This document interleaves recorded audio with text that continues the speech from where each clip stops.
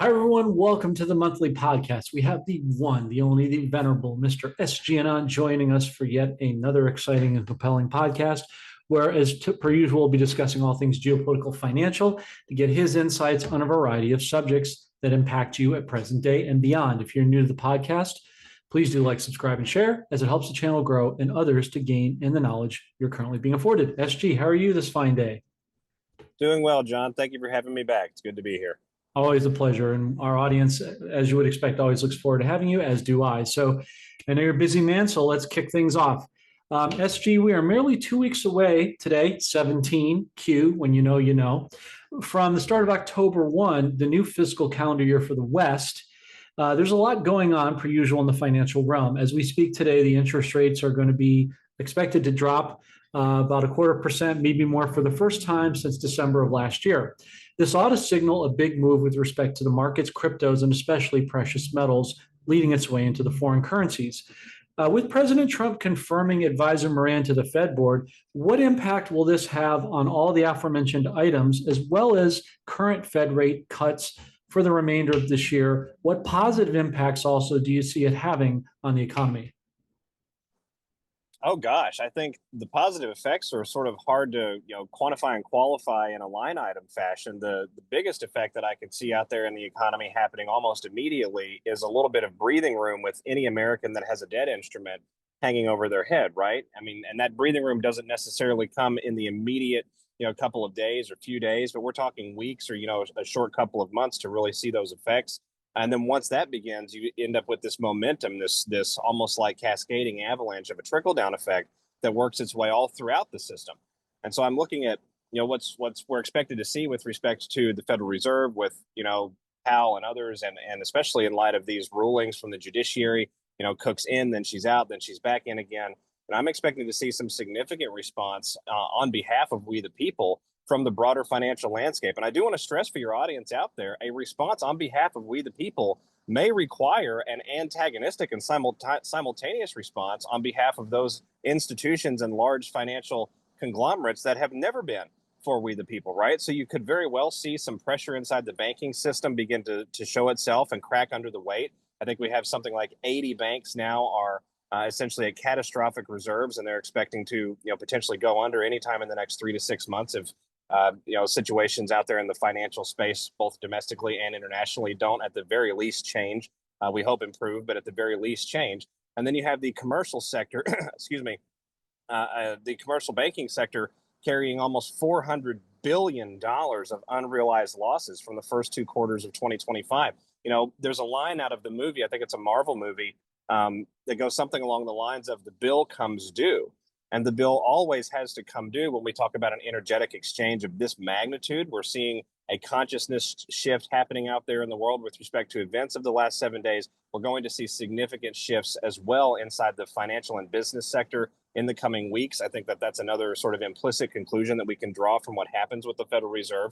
And what happens with DC is going to bellwether across the entirety of the Western world. So this is the cusp of a new orientation, a new direction in financial policy, and that's going to ignite new behaviors from everything downstream, including those major organizations and the small business crowd out there, what we would call the middle class of the Western world. Indeed. Before I make some follow-up comments on the SG, I want to back up to something you said a minute ago about giving relief to the debts out there. Are you suggesting that perhaps, because you've been saying October was a very important month to see a lot of these things kind of come to fruition? With that in mind, with the debt part, are you maybe suggesting tacitly that Nasara Jesara will start to show its true effects in this last quarter or the first quarter of the new fiscal year? Well, I think in a way, yes, but I want to clarify again for the audience out there that these types of effects take a little bit of time to flow through the ecosystem and the stream. You're talking about literally millions of tributaries off of a few very large rivers, if we want to use the metaphor, right? So it takes a while to drain those tributaries and then refire them and bring them back up to their fullness and their true flow and their true levels. And so if we look at it, John, it's masterfully done. What we've got is we have a rebalancing of the financial ecosystem, quite literally on a spinning top style setup, because we can't just pause the world and do everything in a matter of months, right? We would completely derail civilization if we did that. We have to do it in such a fashion that we really don't break the momentum of the top very much. And we've seen a transfer from those technocratic oligarchs, from those globalist transhumanistic entities all around the planet in the billions and trillions of dollars just publicly declared in this year just so far, to sort of give the public liquidation and some basic underpinning and basic what we'll call physical real world credence into these changes to make them happen and to make them palatable and sensible as we go forward. And so, yes, I think in some ways you could interpret my commentary as this is the beginning of a public shift. This is the beginning of a public change where you're going to see the financial system slowly and gradually at first, but then picking up momentum in the months that follow, reorienting itself on behalf of the interested, the hardworking, interested we, the people out there, individuals who are not afraid to put down 40 or 45 hours worth of work every week, but who do not want to work 95 to 100 hours just to survive, right? Individuals who are willing to take their innovation and their creativity and go and apply it in the physical world and put in the legwork, but they want to maintain that work-life balance, and that work-life balance really does need to be rewarded and respected. I think that we look at that, and we can even divine some of that from New Testament doctrine when we talk about being a good steward of the talents and things of that nature. So looking at what we have here, I think this reorientation is all of the essence, all of the principles, if you will, of the Nasara Jesara intention that was, developed between the late 1970s and the early 2000s to reorient this system. It takes its rooted principles going all of the way back to the John F. Kennedy days of getting out from underneath the fiat debt enslavement system that, was ruling over the entirety of the United States in the 60s, which President Kennedy knew very, very clearly from his exposure to the arms dealing in the World War and immediately post the Second World War in the early 1950s.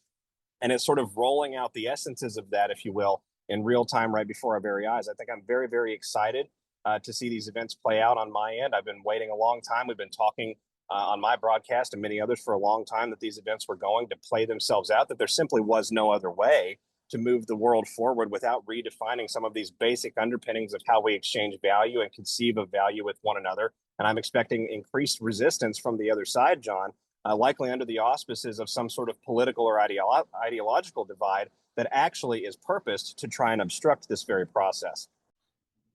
Agreed. And likewise, my audience is well-heeled like yours. We're very like-minded in thought processes and approaches, as we've established for a while. So my audience like yours knows that the Fed already dissolved into the Treasury in 2020.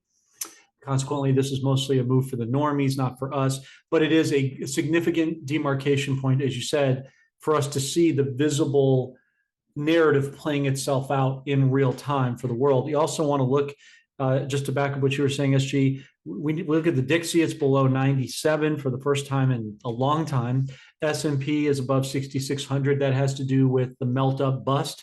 A friend of mine who's very versed in the old Keynesian system said when we get to the 7,000 plus mark, we'll really see that. We're already there with an interest rate cut today. That should have no problem precipitating the speed of that movement going even faster and further. Gold's over 3,700, silver went over 43 on Monday. So I think the interest rates will help that, obviously, as you were talking about. Also, I think we're poised for a crypto super bull run sometime in this month into February next year. So there's a lot of things, as you said, precipitating all in a simultaneous fashion. The next question, SG, is going to turn our attention to the currency front, as we customarily do. I want to show you this brief article here. On Monday, as you probably know, Iraq's finance minister Fudasun met on Monday with the Bank of London chief. You can see it pictured here above. He was shown holding a gold dinar back from the 1930s as a nod to the past.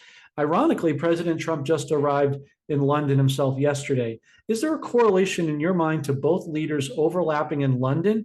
And where do you see things at present with respect to Iraq returning to the international stage? Does October seem like the ideal demarcation point to you? And was the meeting with the London bank chief a sign or a signal of what's coming with the return to the international stage for the dinar and other currencies? Well, I think it would be hard to interpret it in any other fashion, and especially coinciding with President Trump's visit to England yesterday and today, what amounts to the most of today here on the United States time frame. I don't think that you can, again, as we go through this process, John, there are no coincidences, there are no accidents. Everything is very purposeful in many regards as to what we see on the television and the reality that's presented forward to us. And for the audience out there, your audience is going to be familiar with that. But for the folks that are just coming around to this, new concept of how things work out there in the world, it really is a world of no coincidences and no happenstances, right? God is a God of order, and that order is sometimes extremely divine and totally outside of our ability to comprehend until we look back and we appreciate the constellation of things that occurred. And so as we look at these meetings happening in London, right, what is the basic underpinning for the foundational enslavement of the entirety of humanity? Well, it is the city of London and the city of London's control over the various banking families that have come out of Europe for a very long time, and their incestuous, sort of co-symbiotic relationship in a parasitical organismic fashion with the same entities inside of Rome and inside the Vatican city state that lies in the center of Rome, which itself has been, a hoarder of extreme treasure and vast wealth of humanity, and has used that to underpin and prop up a number of different spiritual objectives rather than just financial and business. And so as you look at the city of London, as you look at the Vatican in particular over the last 500 years, those two pivot points essentially amount to the turning fulcrums, if you will, on which the entirety of Western civilization's financial structure was built, and all of the gears of that debt slavery and that fiat system have been built over the last 500 years coming out of these institutions and their control over this thing called markets. And so as you look around the rest of the world, and we appreciate that, anything having to do with Iraq, for example, or Vietnam or Zimbabwe or any of these other, second and third world countries, they're going to have to be readmitted to international markets. They're going to have to talk to the entities that have had essentially foundational control and foundational sway and influence inside of those markets and iron out what those agreements are going to be ahead of time. And I think you're seeing that happening in real time right before your very eyes with respect to the meeting between the Bank of England and the Iraqi, members of the Iraqi government. And now here we are on the 17th of September, which itself is a very significant number. Anything tying back to 17 and Q along in this process is sort of a smoking gun for some sort of dual meaning or deeper symbolism. And we had President Trump leading the honor guard of His Majesty the King at Windsor, no differently than what we saw with the Queen of England just several years ago prior to her public passing. Except this time it wasn't just President Trump walking in front of the monarch, it was the monarch being stuck at the back of the line like the problem child. And so what we have here is we have a businessman who has essentially taken over the financial arrangements, if you will, of the royal family. And the royal family now sees him as the controlling architect inside of whatever happens with respect to their wealth and their vast treasure, the knowledge that they've accumulated, the things that they've hoarded away from humanity. And I think you're seeing, again, in real time, John, this negotiation pathway in the background, some sort of, excuse me, circular group of individuals that are having discussions about how to implement these changes moving forward. The other part of your question, though, I think is very interesting. Is October a reasonable time frame for the readmittance of Iraq? I think was the question that you asked. I think we might be a little ambitious with the month of October, but I could see it either around Christmas this year or at the first of next year, and it would make a great deal of sense. When we look at the changeover inside of oil markets after the first, you always have a couple of months where the ledger gets reconciled from the previous year and the previous year-over-year figures. And so I think that as we look at the Western world's changeover inside of energy markets, we may be looking at just a couple of more months with that. But again, I would put it out for your audience. Does it get more obvious at this point, right? And I don't think that it really can. We have Iraq taking all of the measures over the last 18 months. I mean, just patently, obviously, declaring them in headlines to revalue their internal resources, to reconstruct their internal guidelines on how they conduct commerce, to submit some of those guidelines in, as brand new documents and brand new applications to the international bodies for trade and valuation, and then to move that forward, accepting loans from those international bodies for purposes of reinvigorating the Iraqi economy. We saw a disconnection from the US dollar, which is clearly the removal. It's tantamount to the removal of life support, ensuring that the patient can breathe on their own. So I think, at the end of the day, what we have playing out in front of our very eyes, again, is this inevitable march, this inevitable movement to an equitable, fair, and reasonable rate of value exchange and manner of value exchange with one another around the world. And that trickle down, I can absolutely see causing a bull run in the major markets that contain intrinsic value and have for a very long time, right? Cryptocurrency has had intrinsic value because it appeals to the decentralization mindset. That decentralization mindset is not brand new just over the last 7 years. It's just been extremely squashed over the last 30 to 40 years because the centralization of control inside finance was so important. At the same time, you have gold, silver, other commodities, platinum, palladium, copper, these types of resources skyrocketing in value over the last 10 to 15 years, despite the cabal's very best attempts to try and keep that under the lid and under wraps. So I think we're poised to see one of the most significant responses as a result of this rebalancing internationally inside world markets, perhaps that we've ever seen before. Well, thank you again, as always, SG, for a very thorough and articulate explanation of all the questions and subpoints contained within. So you have President Trump on the backs where you're saying, talking about we're going to have a great Christmas. He's been saying that for many years. And other people I talked to or subject matter experts, they've all conclusively agreed that this is finally that turning point, if you will. Additionally, you heard President Trump say, I believe back in August, that once we get to December, January, our economy is going to be rocking. Well, if you put all the pieces together, as we tend to do, which is our want, you can see that it clearly shows a very strong indication, looking between the lines as we do, that it would indicate that this reset has to happen sometime this year to have spillover into next year, as you pointed out, which no doubt has significant impact for the midterms next year as well, because you've got to show a number of positive GDP quarters that the country can see conclusively in finance, job, trade, cost of goods and services. The whole thing runs systemic to each other. So it does seem to marry and correlate well, based on what you were sharing. President Trump mentioned the other day, SG, on True Social, that the China trade agreement is going very well. How close in your estimation are we seeing to that come to completion? What implications does that have for the rest of Asia and the surrounding Southeast Asian provinces? You mentioned it, such as Vietnam and Thailand, for example. And then we have to ask, what about the China-Taiwan conflict that has been quietly brewing behind the scenes? We haven't heard much about that situation as of late. Well, it's very interesting. I think oftentimes when we look at the landscape playing out before us, those topics that have not been in the news cycle for a number of weeks tend to be the ones that are moving ahead more rapidly than the ones that actually have the mass public focus, right? And that's the nature of espionage and the nature of sort of unusual or unconventional ways of doing things, which I purport to say is a major player in how the world has transformed in the last 8 to 10 years.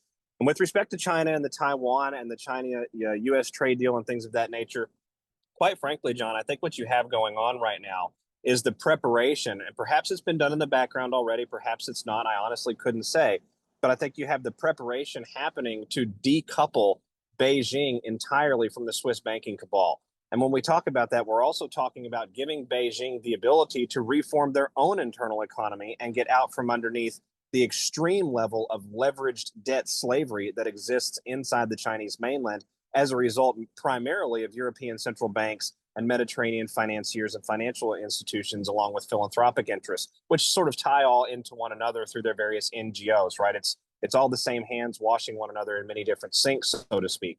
And so you've got the Chinese economy, the Chinese, their entire financial architecture inside mainland China and even inside Hong Kong in many regards, and extending to other areas in the Asiatic region that are heavily influenced and controlled by direct leverage out of that debt system. And so they need a way out. Quite literally, they're going to have a snorkel if they're going to disconnect from that system, because that system is going to leave them entirely out to dry and potentially try and collapse the Chinese economy. And we've seen this with the degradation and erosion of Chinese industry over the last 5 to 6 years, despite the rhetoric coming out of Beijing, coming out of the Chinese People's Congress, coming out of the Chinese Foreign Ministry, describing everything as, totally well and totally impenetrable and totally impregnable. We all know that collectively as human beings, we tend to present our best foot, and sometimes our best foot is a little hyperbole in nature. But fundamentally, if President Trump and President Xi are interested in cooperating for the betterment of humanity as a whole, there has to be some sort of ballast set up where China can decouple and not immediately lose their ability to be self-sufficient. And I think that's exactly what's happening with the China-US trade deal. And so that leads me directly to Taiwan. What would happen to the Chinese financial landscape if we saw a blitzkrieg-style invasion of Taiwan happen in the coming days or in the coming weeks? You would see a significant transformation in the callings of debt. You would see a significant transformation in the dumping of certain Chinese government bonds all around the world. You would see a significant transformation of the metals markets, which are going to affect China with respect to the trillions of dollars in derivatives that North American financial institutions hold with respect to the metals markets. So there could be a very serious and rather immediate counterpunch delivered to China, delivered to Xi Jinping and Beijing from those Western financial interests if China moves on Taiwan without a backup plan. And so with the China-US trade deal, I think that is the backup plan. And when that is established and begins to rock and roll and produce real results, I think it's very likely that you will see military action in Taiwan on behalf of mainland China in a very rapid fashion and in a way presented to the world where President Trump may have to sit back and say, do we really want to start a world war over an island halfway around the world in the South Pacific? Maybe as an American population, we should look at this in a different fashion and appreciate things for the long term rather than the immediate future. Yeah, absolutely. And also there's sort of there's two sides to the coin, right? There's the CCP and the Republic. We know Trump's working with the Republic. And again, you know, as our audience do this for optics, you had in Vietnam, there's 86,000 accounts that are being taken down.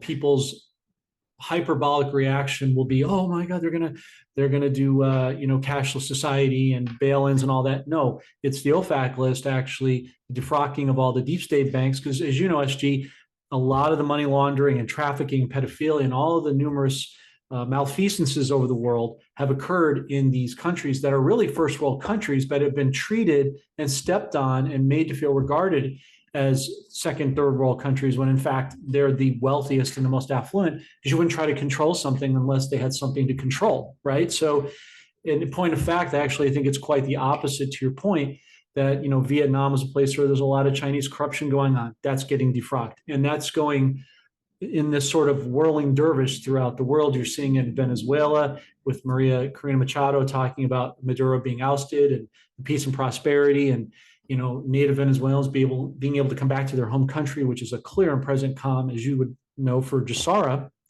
So there's just too many things circulating. So we have to go by not how things appear to be, but what actually is happening behind the scenes in actuality. When do you imagine President Trump will announce his new Fed chair to succeed Powell? Will it be this year or the first quarter of next year? Obviously, understanding October is the new physical quarter, but calendar-wise. Is Judy Shelton still the front runner for the position in your estimation? And if we're removing the Fed optically, what's the purpose in picking a new successor? And then what about Cook in the attempt to fire her in the Supreme Court? As the Fed's not even a legitimate part of the constitutional money system, is it even necessary to fire her? Well, I have to say, the last part of that question may be above my pay grade from a scholarly standpoint, but I would say it's introducing to the American public the idea that, you know, the judiciary is acting on behalf of a foreign financial power and not on behalf of the American Constitution. And that is the whole reason for the judiciary's existence to begin with, right? We have the one Supreme Court, and then we have the constitutional power delegated to the Congress by the document to establish a federal judiciary essentially at its whim. It says, the document says, which Congress may from time to time establish. And so as we look at, you know, the play out with respect to the Federal Reserve, you know, discussion between the government and the Fed and what the government is and is not allowed to do, we have Secretary Bessent coming out just a few days ago saying that the Federal Reserve should have its ability for financial and regulatory policy enforcement completely stripped from it and absorbed into the U.S. Treasury. Those decisions should be made inside Treasury.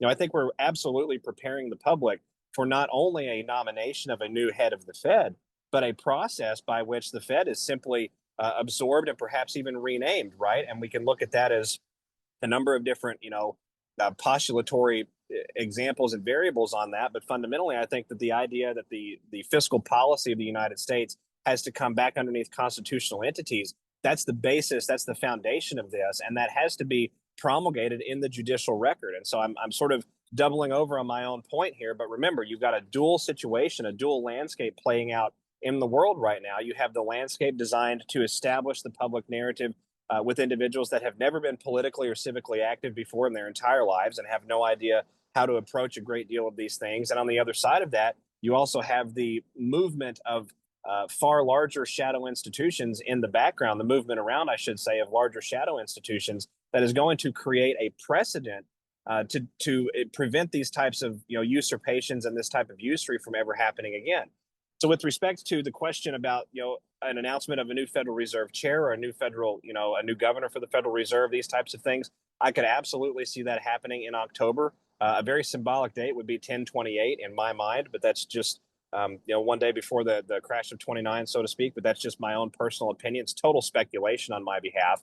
And I'm not 100% certain if Trump is even going to, nominate another chair for the Federal Reserve with the discussion coming from Treasury and from Secretary Bessent. We may see this decision actually taken away from the president and placed squarely before the Supreme Court before the process is over. And should the Supreme Court rule that the Federal Reserve cannot continue to function as its own autonomous and private entity outside of Treasury, I think all bets are off for how we as the Trump administration and we as the American people approach this topic into 2026. Seems you're onto something, because we know we can't have Powell there till May next year. The economy would just tank. A quarter percent is not going to cut it. They're going to have to get this thing down to zero, and then they can sell it to the public, because the public has to buy it in, as you know, as the public has to own it. And I'm talking about the normies, obviously, at this point by consent. If we have 0% interest rates, what do we need the Fed for? Oh, we don't. Oh, hey, guess what? Well, we'll just bake it into the Treasury. We know they already did. And I think that's why Judy Shelton, no one's really talking about her, but she's sitting behind the scenes. She's a gold aficionado. She's written several books and publications about it. He's already brought her on the first term. She's a woman. She fits so many of the check boxes that would be a perfect complement to this administration going forward. But it'd be very interesting, to your point, to see how this all plays out in sort of the optical narrative of things. Thank you for that, SG. As we switch to the sort of the other and the geopolitical side, as we customarily do, I want to show you a video here in a second. I'm just going to cue this up real quick as I talk through this. President Trump had a presser recently on an airstrip. I believe it was in Bedminster, New Jersey, and one of his golf courses. When he was leaving, he got on a small set of stairs. The original Air Force One, as you know, is over 40 years old. I just want to play this video clip, and I want to get your reactions to what you've noticed. And then the question is, when do you see Air Force One either being renovated or replaced? And were these mere decoys that were spotted entering, he's on a different plane basically for his own protection? Take a quick look, if you would, please.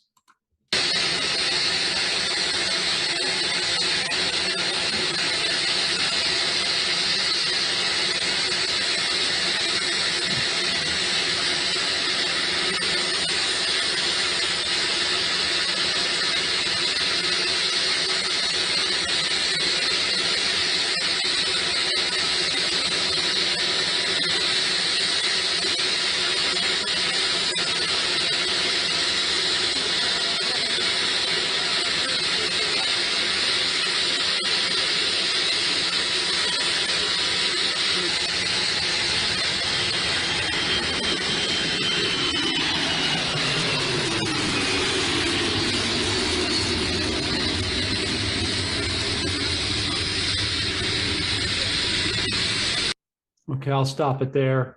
What were your observations from that, SG?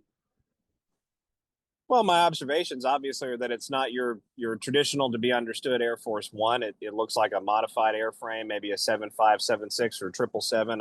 I'm not an aerial or an aeronautics scholar or engineer, but it looks to be that type of a frame, about that size. But I think your commentary on decoys, especially in the aftermath of what we've seen over the last 7 days here in the United States of America, what we have to go back and remember that the entirety of the elitist and political class have been playing with decoys, body doubles, actors, and literally clones in front of the entirety of the populations of the world for a very long time. This is nothing new. This is simply how they do business.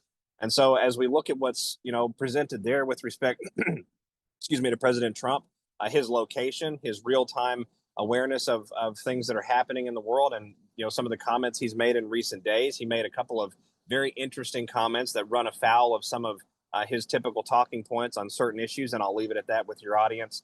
Just a couple of weeks ago, with respect to a certain foreign nation state, he's definitely been, outspoken about having the interest rate situation brought back under control of the United States of America. He's not, phrased it in exactly that language, but he's highlighted relentlessly that it's all about this agency, this organization called the Fed, and the systems that tie back to that Fed, plus all of the dark money laundering, the NGOs, and this sort of deep state ecosystem that exists financially. We have Josh Hawley just yesterday, I believe, talking on, if I'm not mistaken, it was Jesse Waters on Fox News, describing how all of the issues in the United States from an unrest standpoint are financed by, quote, dark money. and he used that terminology in a number of different times inside that particular interview. And so that sort of belies another reason why you would need a decoy if you are an individual who's about to go and transform the entirety of Western world financial control and understanding. And now we have President Trump again over in England receiving basically a king's welcome. I mean, nothing short of a king's welcome. You had Piers Morgan reporting that in all of his years covering the royal family, he's never seen a welcome extended to a foreign head of state the way that this one was extended. And this is President Trump's second, visit just in this particular term. So there's obviously some pomp and some circumstance that is excessive, and again is coming out for a reason. There's no coincidence. There's no accident. This is not an oversight or some sort of ingratiation. Perhaps it is a little bit of some comeuppance or a little bit of kissing the ring, if you will. I could absolutely see that. And I know I'm running a little bit tangential to the question here, but the essence of the question, I think, is answered by what we've seen in the ecosystem, in the information space, since the video was recorded several days back. We've seen a tremendous amount of upheaval. We've seen a lot of change. And as the eyes of the world have been on a singular 2 or 3 or 4 talking points, everything else continues to move forward at a breakneck pace. Yes, agreed. Yeah, we're past the drip stage at this point. I think we can all concur on that front. And you notice how they showed the plane, Air Force One, positioning for the runway. Then all of a sudden you see it take off. You didn't see that step in between. So I was curious if you noticed that. Just to give you an update, SG, back real quick on the financial update. Powell has just announced that they, as expected, no surprise, the Fed did cut the interest rates 0.25%. And already the market's reacting well over 46,000, and the S&P is moving up over 6,600. So as we expected, it's already having a very significant sort of an interesting real-time effect. Very much so. Very much so. Well, we can't talk about geopolitical as you would expect, SG, without talking about the elephant, the gigantic elephant in the room. And that is obviously, it's been a week now since the alleged assassination of Charlie Kirk, the great Charlie Kirk. There's been a lot of controversy surrounding this incident, to be sure. And speaking with Derek Johnson, who, as you know, is at a very high level, he's adamantly contending that Charlie has been pulled from the movie in an effort to protect him, and that he's in very much safekeeping as part of a military white hat coup operation. What are your conclusions on all this? And I've also noticed in the aftermath, you had things like in London, since London's at the forefront of the subject right now, defrocking of the parliament, optically, et cetera, et cetera. You've seen a move over the weekend, more people coming to know the Lord Jesus than they ever have. You're seeing this revival movement going throughout the whole of the world. So what is your take on this whole situation? Well, I will say I'm going to give a fuller take probably on audio file 100, which I'm going to try and have released sometime in the next 72 hours. I will say that from what I've seen so far, the assassination event is absolutely a psychological operation. I'm going to leave it to your audience to make up their conclusions on who is behind that operation. But the Simpsons episode that predicted literally the same arm gesture, John, the same hand gesture, the same placement of individual with sunglasses, the exact same shirt, the exact same word on the shirt. I mean, these are impossibly coincident details coming from the Simpsons episode with respect to the assassination of Mr. Kirk. With regards to the broader claim of him being ushered into witness protection, or this being an assassination for the cameras to actually protect him in the background, I'm not prepared to make a claim for or against on that, but I am prepared to say that nothing is as it seems. We're being fed a clear psychological operation. This is a clear look here, not there scenario. There's significant symbolism that ties back to this. If you look at the Utah Valley University campus and where Mr. Kirk was sitting at the time that he was allegedly assassinated there on the ground in front of God and everyone in the whole world, that campus from an aerial view is a giant menorah. And so when we look at that and we look at the placement of that, when we look at the escape, I shouldn't say escape, but the departure, the unscheduled and undeclared departure, I might add, of a private aircraft from Provo, Utah airport, having the tail number NK888. I think it's NG or TG at the end of that tail number. And then that aircraft immediately turning its transponder off, then showing back up at the Provo airport about an hour and a half later. And Provo is only about 20 minutes or so from the campus where this event was supposed to have occurred. I think that's a major detail that indicates more to the picture. they took his body off of the stage, again, and some of it looks extremely unusual, right? You don't have the type of blood spray you would have with the type of weapon declared. You don't have the type of bodily recoil. You certainly don't have the back spray behind him. I mean, things behind him would have been absolutely covered in blood if that was, a true hit to the neck for the 30-06 hunting rifle. I'm not sure your audience out there, for those out there that aren't, gamesmen or hunters or anything, the 30-06 is a significant round. It was initially designed for the prosecution of war. And so that's a round that's going to bring down big game. It's going to obliterate soft tissue. It's a powerful rifle round. It holds stability over a significant distance. It's a weighty round. It travels fast. So, nothing really makes sense with respect to this. They usher the body into a car instead of, some sort of ambulance arriving on the scene to examine. The general protocol, obviously, is anytime someone is mortally injured or mortally wounded in a situation, whether it's, a crime or whether it's as simple as a car wreck, you don't move their body unless you absolutely have to. There's, what damage might you do that you're not familiar with if you're not a medical professional. This is all, baseline emergency response wisdom that was totally thrown out the window with respect to what we saw on the 10th of September at that college campus in Utah. So I look at this, John, and I think to myself, there's absolutely a psychological operation of some kind. I don't want to disrespect the memory of Mr. Kirk or the perceived memory of Mr. Kirk for the audience out there and for the broader humanity that's going to watch this program when I don't feel comfortable doing so. But it absolutely is not. We're not being given the complete picture, and I would doubt very seriously any official story coming out this quickly. Yeah, I mean, that was the overarching point that I was hoping you would make is we very much love and support Charlie Kirk, what he stood for faith-wise, politically, et cetera, how he was galvanizing the youth of society, dropping out of college, knowing the inculcation and brainwashing agenda of the deep state and helping to directly counteract that. He had a very, very powerful and potent purpose in what he did in a relatively short period of time, right? But there's just too many things. We're in the pursuit of the truth here, as are you. And there are too many things that don't add up. The mic placement, the bullet placement, the gentlemen that did the signals were the same people that were, I believe, spied at Trump last year in Butler, right? The killer, quote unquote, leaving behind shell fragment casings.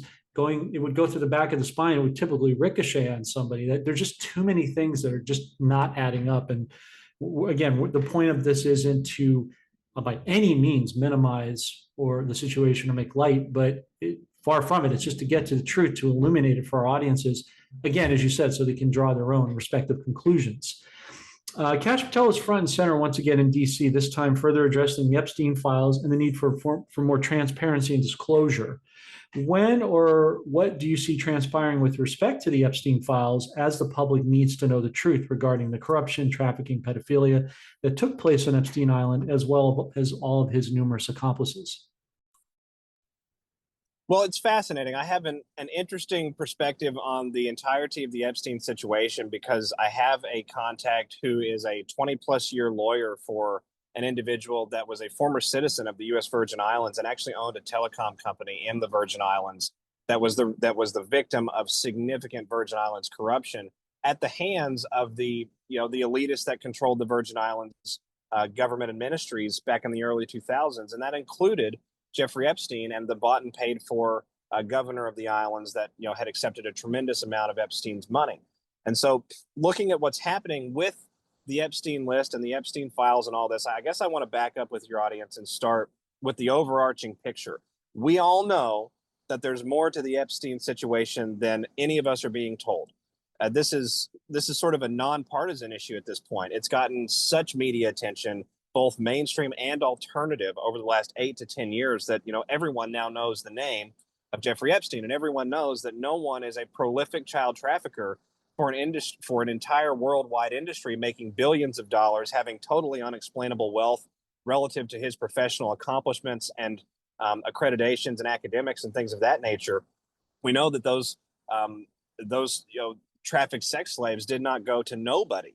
And so we have Director Patel telling the Senate, I believe it was just yesterday, that, or perhaps it was the day before, you'll have to forgive my memory on that, John, that the government has released the entirety of what they are allowed to release to the U.S. public. And I think we really have to double down on Director Patel's linguistics there. This is a guy who understands counterintelligence. He understands active investigative protocol and security procedures. He understands, liaisoning between the public and the Pentagon. This was something that he did under the first Trump administration, granted to a lesser degree than some others, but it was still part of his job description to do that.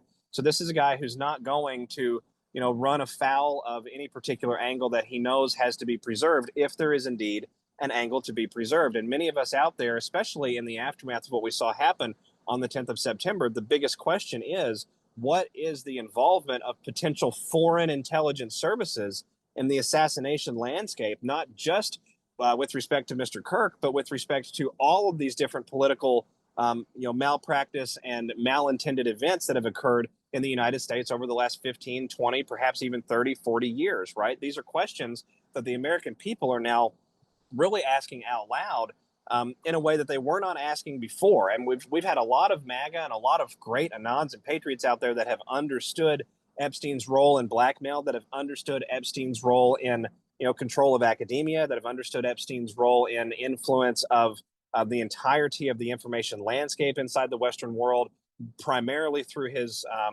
what I'll call his so-called father-in-law, Robert Maxwell, and his ownership of McGraw-Hill textbooks. And I would encourage your audience out there to go and, again, remind themselves of that and to look that up. McGraw-Hill's the largest textbook publisher inside the United States and was for, I think, 50 or 60 years at one point in time.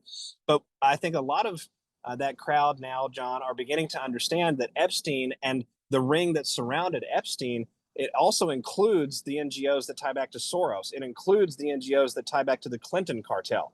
It includes the Bill and Melinda Gates Foundation. It includes the monies that were, stolen from the American people on behalf, through the NIH on behalf of this globalist biological terrorism agenda. It includes all of that. And so when you talk about Epstein and the individuals that Epstein had under his thumb and the individuals that Epstein had dirt on and the individuals who controlled Epstein, and we need to keep in mind, Epstein is not the end of the line, right? Epstein is one of the major captains. He's one of the major junction points for intake and control, but that control is conceived of by a level that exists further in the background of the shadows. And I'll throw the Medici and Medini family out there for your audience to go and research what that actually means. And so when we talk about Epstein and everything that Epstein was a part of, this is an ongoing process. I think we logically have to conclude that corruption of the scale necessary to infect the entirety of the 50 states of the Union inside the United States and control over 200 countries' financial institutions and control more than 100 countries' political pulpits and institutions, that type of corruption is absolutely Goliath. And it takes a while to bring that corruption under control and to get a handle on that and have clear, transparent, documented intersections, documented paper trails, documented chains of custody, empirical evidence to establish what happened there. And so I think Director Patel is giving us, again, this indication that, they've released everything that they can so far, but there is going to be more. He didn't say this, but this is my opinion. There's going to be more to come out with respect to this, and it's going to be much more implicative for the broader landscape of what's gone on inside the United States than just blackmail at the hands of sexual predators. Completely right. And I love how you said that, people are starting to wake up at their own pace and in a much more precipitous fashion. That actually marries well and ties in a nice segue to the last couple of questions, SG, I have for you with the time we have remaining. People are understandably tired, whether they're deep in the movement like us or they're just in the general public. They want answers, truth, and clarity, not manipulation and gaslighting. And frankly, we all deserve the truth at this point. When, to the best of your estimation, do you honestly see everything coming out in the open, as it sure looks like they're going to start falling in the fall? I think that process is going to take a number of months, John, because I think that we've got we've opened the fire hose from 0 to 50% perhaps over the last 7 to 8 years. We've got a lot of ground to cover, but I don't think that has to take a long time. I don't think it has to take 8 years to cover the other 50% of the ground. As we look at what's happening with the exposure of the Russiagate criminal conspiracy, as we look at, DNI Tulsi Gabbard discussing the different things that have been discovered with respect to the immigration funding and the dark money systems that contributed to the violation of the Department of Homeland Security's own protocols. As we look at the Adam Shifty Schiff being facing an indictment for interstate mortgage fraud and financial crime. As we look at former Governor Lisa Cook from the Federal Reserve, targeted for the same thing. As we look at the prosecutor from the Trump case, and I forget if it was Letitia or Fannie, that's running into the same things. I think it's Letitia James with interstate mortgage fraud. As we look at all of these things beginning to coalesce, they're going to inform one another. Well, who did you work for? Who paid for that? Who gave you that instruction? Why did you do it that way? Where did that donation come from? And then we move to the next level, the entities that do the financing and the funding. Who directed you? Who controls you? Where are you originated at?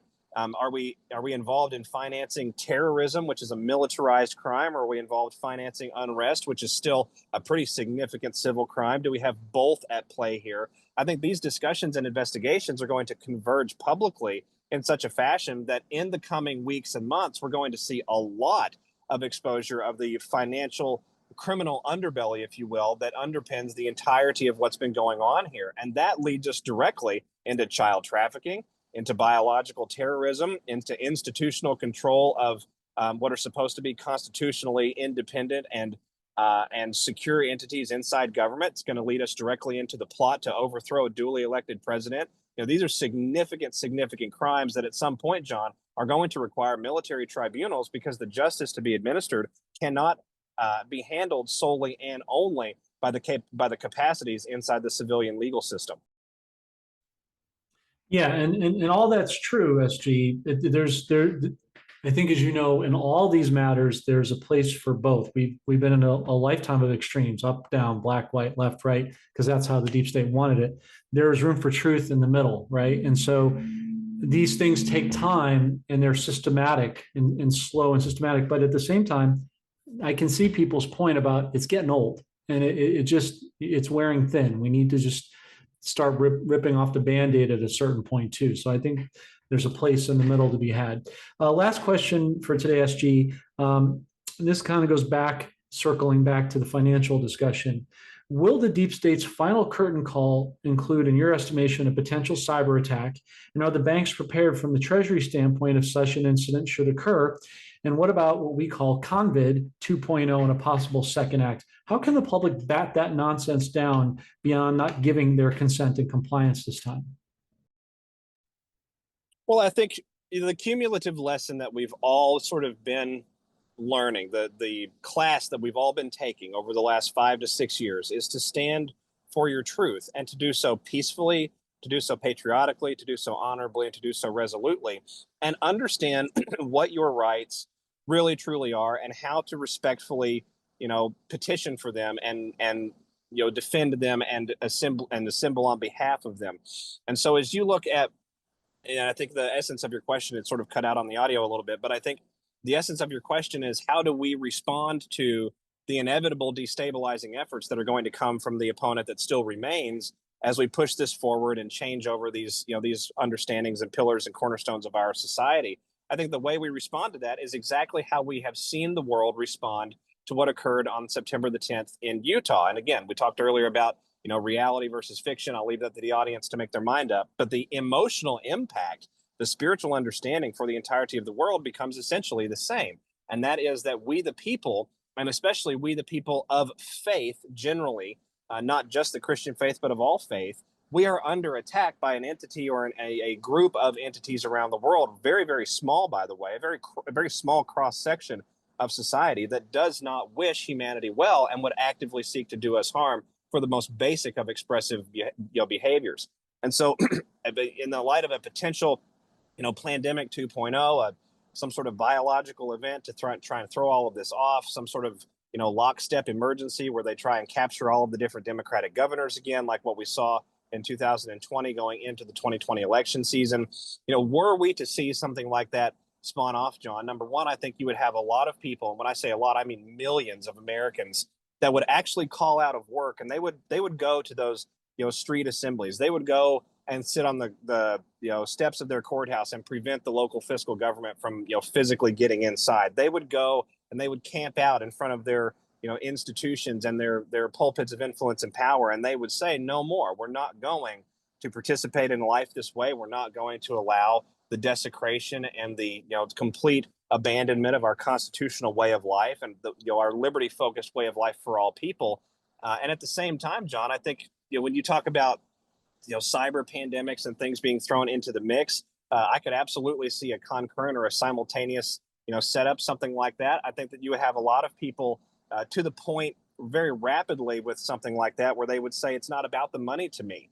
I really don't care what happens to what's in my bank. I really don't care about what happens to my nest egg. If you're going to try and stick masks on my 2-year-old again, if you're going to try and force me to give my 9-year-old a shot that's experimental again, it doesn't matter about the money. What matters is how we approach and view one another, and what we're willing to do. And this is the key point: what we are willing to do to one another on behalf of what we perceive to be some sort of authority.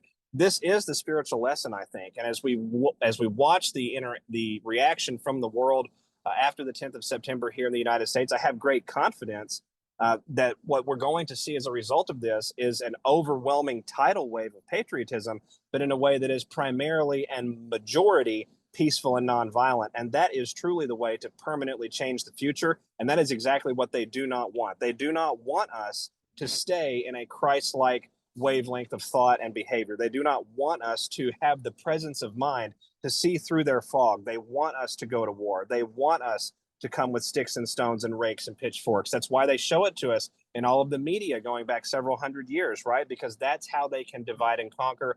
That's how they can once again slink into the shadows, hide away, and reestablish control over the masses. And this time, John, it's just simply not going to work. Absolutely. And you're 100% right, SG, about it being spiritual warfare. Ephesians 6:12, as Christians, teaches us that over and over again. It really comes down to our consent and free will. That's what God gives us, and nobody can take that from us. And we must, what they definitely don't want is for us to synergize, which is what you and I work tirelessly to do independently and now together respectively. We just simply cannot allow this to ever happen again. And being on guard against it and praying against it in the spiritual warfare, I think, is pretty paramount. So I appreciate that input amongst all of your rest. As we conclude, SG, as always, please let the audience know your last thoughts and where they can find your work. Well, I can be found on 4 places online. I'm at Rumble at the handle Q News Patriot. So that's rumble.com/user/Q News Patriot. I'm not on Rumble by the name SG Anon. And I can be found on Truth, X, and Telegram. Truth is the handle Real, REAL, SG Anon with a red check mark. I can be found on X at the handle THEQ News Patriot with a blue check mark. And I'm on Telegram at the handle t.me/Real, REAL, Q News Patriot. And I think my last thoughts, John, would probably echo what I was talking about just a moment ago. This is a spiritual battle. It's a spiritual war. And most of the mass population is only now figuring out that it is a spiritual war, that it is not about politics, that it's not about social perception, that it's not about what we can put on our body or do to our body, that it's about good versus evil, that it's about treating one another morally and with respect and dignity, seeing each other as a human being, a fellow human being, or seeing one another as an animal worthy of slaughter. It's about, how we view God's earth and our place with God's earth. And ultimately, John, it's going to be about how we view ourselves in the grander chorus of God's majesty of creation, which includes other sentient beings, not just the human race. And so in this process, I think that, when we look at inflection points and, tongue in cheek here, turning points, like what happened with Mr. Kirk on the 10th of September, 2025, these are, rallying points, if you will. These are inflections over time, markers over time, or ignition points over time, whatever you want to call it, that compel us to a better path, that compel us to a better way of behavior, a better way of conceiving of one another. Look at how many people have gone online in the last 7 days and said, I finally found God. I'm finally willing to go and believe that there is more to this. I've been a pagan, or I've been a heathen, or I've been this, or I've been that, and I'm just blown away by the response. The peaceful response on behalf of Christianity. I want what they have. I want that kind of peace. I want that presence of assurance, knowing that death is not the end and that life has purpose and meaning behind it. And that, at the end of the day, John, is the destiny I think that we're all a part of. It's just a little bit tempestuous along the way. So well said, per usual, SG, and thank you for answering all the questions with great articulation and clarity.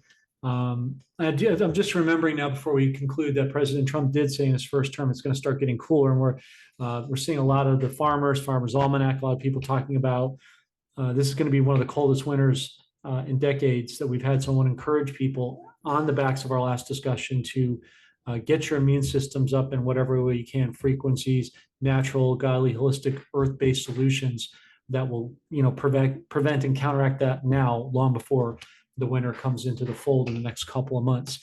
And as our premier sponsor channel of the channel, I've had a couple conversations, SG, with some of my team members this morning, and they're letting me know that in trying to get additional Vietnamese dong, they're having a hard time getting it. In some places, it's just out indefinitely. But thankfully, we have a place where people can go to get it. So if you're trying to get currencies for the first time, or you're just trying to add to the cachet what you have in terms of Iraq dinar, Vietnamese dong, Zim bonds, Venezuelan bolivar, Thai baht, and many, many other countries, we'll leave that link for you in the description. SG Anon, thanks for joining us, brother, for this time. We really appreciate it. Thank you for all your brilliance and insight. And we look forward to talking with you in the near future. God bless, John. Thank you. God bless.